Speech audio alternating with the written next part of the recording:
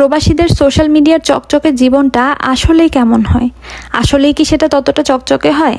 আমার এই প্রবাস জীবনের কিছু বাস্তব অভিজ্ঞতা আপনাদের সাথে আজকে আমি শেয়ার করতে চাই, যেটা হয়তো আপনাদের একটু হলেও কাজে আসতে পারে। এজন্য আশা করছি ভিডিওটা শেষ পর্যন্ত দেখবেন।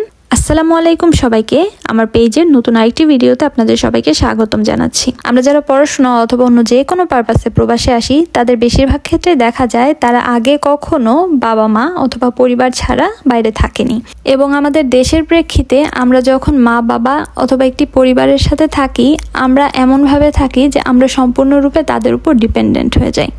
যদি আমরা মেয়ে হই, মেয়েদের বাইরের কাজ সব কিছুই বাবা মা অথবা ভাইয়েরা অথবা তার হাজব্যান্ড করে দেয়। আর যদি ছেলে হই, ঘরের সম্পূর্ণ কাজ ঘরে যারা মেয়েরা আছে তারা সামলায়।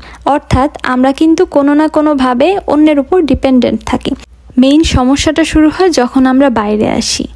এখানে ঘরের কাজ এবং বাইরের কাজ, আপনি ছেলে হন অথবা মেয়ে, ডাজন্ট ম্যাটার, সম্পূর্ণ আপনাকে একা সামলাতে হবে।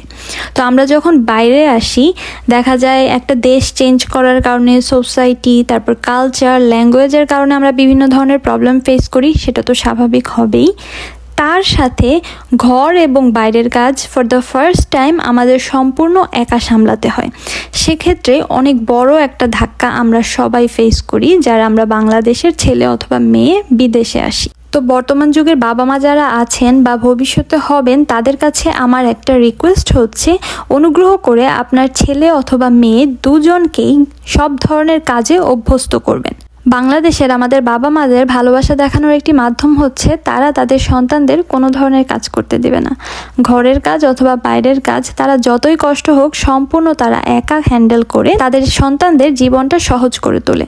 কিন্তু সেটা হয়তো আগের জেনারেশনের বাবা মা যারা ছিলেন তাদের জন্য কার্যকরী হয়েছে, কারণ তখন সন্তানদের সেইভাবে বাইরে যেতে হয়নি। কিন্তু এখন এই যুগে এসে পড়াশোনা এবং কাজকর্মের জন্য আপনার সন্তানকে হয়তো বাইরে যাওয়া লাগতেই পারে, সেটা আপনি বলতে পারবেন না লাগবে কি লাগবে না, এবং দেশে থাকলেও হয়তো তাকে অন্য কোনো শহরে চলে যেতে হতেই পারে। তখনও কিন্তু তাকে নিজের কাজ সম্পূর্ণ নিজের করতে হবে। এজন্য ছোট থেকেই আপনার সন্তানকে ঘরের এবং বাইরের সব ধরনের কাজে অভ্যস্ত করে তুলুন। এতে দেখা যাবে পরবর্তীতে তাকে যদি অন্য কোথাও যেতেও হয়, সেইখানে সে খুব ভালোভাবে অ্যাডাপ্ট করতে পারবে। সো তার জীবনটা অনেকটা সহজ হয়ে যাবে।